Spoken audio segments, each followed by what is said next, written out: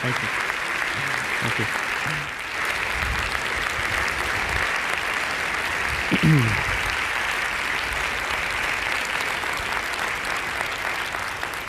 Good evening. I want you to turn to the person next to you. I want you to look him in the eye and introduce yourself as a genius. Let's begin.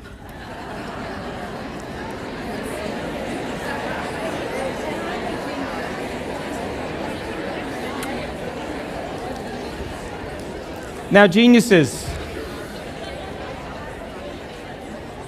so happy to be with you this evening.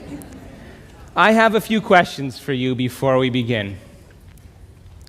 How many people in this audience actually believe in the idea that the way you think has some effect on your life? That your thoughts create your life? You believe that, yes? So how many people here actually woke up this morning and consciously created a future?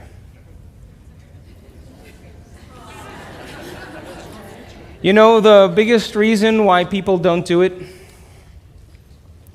is because you don't really believe it's true. You see, if you knew on a gut level that it was absolutely true, would you ever miss a day? Come on. And would you ever let any thought slip by your awareness that you didn't want to experience? So your brain, according to neuroscience, is organized to reflect everything you know in your life. Your brain is a record of your environment. It's a record, an artifact of your past. So if you believe this, then does your environment control your thinking, or does your thinking control your environment?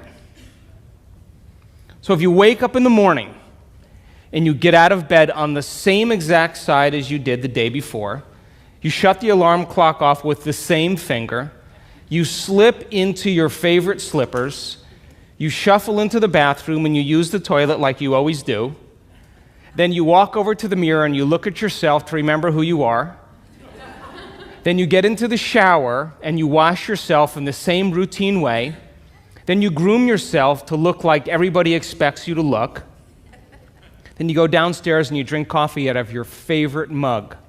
Then you drive to work the same way as you did the day before. You see the same people that push the same emotional buttons.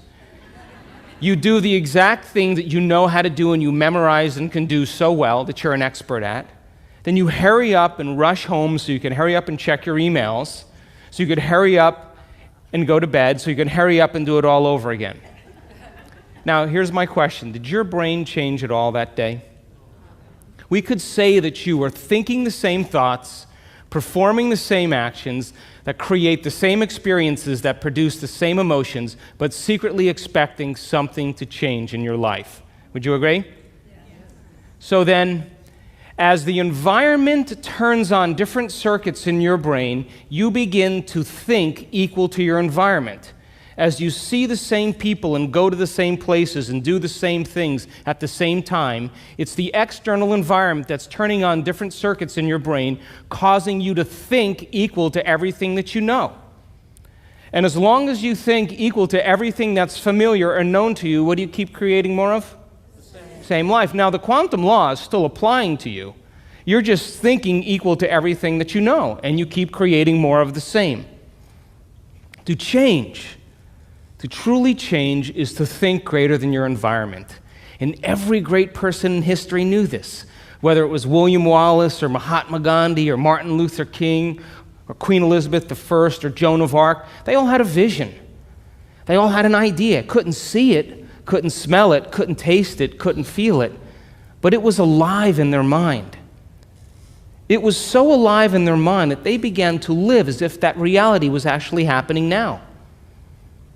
So can you believe in a future that you can't see or experience with your senses yet, but you've thought about enough times in your mind that your brain is literally changed to look like the event has already happened? Neuroscience says it's absolutely possible. Now, your personality creates your personal reality. That's it. It's that simple. And your personality is made up of how you think, how you act, and how you feel. So the present personality who's sitting here today, you, has created the present personal reality called your life. Would you agree? Would you also agree then, if you wanted to create a new personal reality, that on a fundamental level you would have to change the thoughts that you are thinking, the behaviors and habits that you're demonstrating, and the emotions that you've memorized that's become part of your identity? And most people try to create a new personal reality as the same personality, and it never works. We have to become somebody else. So then, as you keep thinking the same thoughts, performing the same actions, and living by the same experiences that produce the same emotions, there's a principle in neuroscience that says nerve cells that fire together wire together. And if you keep repeating the same states of mind and body over and over again, your brain begins to fire in the same sequences, in the same patterns and same combinations. And whenever you make your brain work in a certain way, that's called mind. Mind is the brain in action. So as you remind yourself every day who you think you are, you're causing your brain to fire in the exact same ways. And as they fire and wire in the same patterns over time, the brain moves into a very finite signature, and that's called your personality. Now, that box in your brain isn't literally a box, but it's the most commonly wired, neurologically fired programs that run redundantly because we keep doing the same things over and over again. To change your mind, then, is to make the brain work in new sequences and new patterns and new combinations, to begin to make the brain work differently. And the one ingredient that allows us to do that is knowledge or information. Because every time you learn something new, you make a new connection in your brain. That's what learning is. Learning is forging new connections. Remembering is maintaining or sustaining those connections. So now, every time you have a thought, you make a chemical. And if you have a great thought, or an unlimited thought, or a joyful thought, you turn on a set of circuits in your brain that fires in a very specific sequence, pattern, and combination, that produces a level of mind, that turns on another part of the brain that makes a chemical for you to begin to feel exactly the way you were just thinking, great or unlimited or joyful. Now, if you have a negative thought or an unhappy thought or a self-depreciating thought, you turn on a different set of circuits and a different combination, a different sequence, and a different pattern that produces a different level of mind. And the brain then begins to make a different batch of chemicals that signals the body for you to begin to feel exactly the way you were just thinking, negative or unhappy or unworthy. So the moment you begin to feel the way you think, because the brain is in constant communication with your body, you begin to think the way you feel, which makes more chemicals for you to feel the way you think, and then you think the way you feel, and then you feel the way you think, and then you think the way you feel. And some people do this for 20 or 30 or 40 years. Now, the redundancy of that cycle over time creates what I call a state of being. And a state of being is when your mind and body are working together, or your thoughts and feelings are aligned to a concept. So thoughts are the language of the brain, and feelings are the language of the body.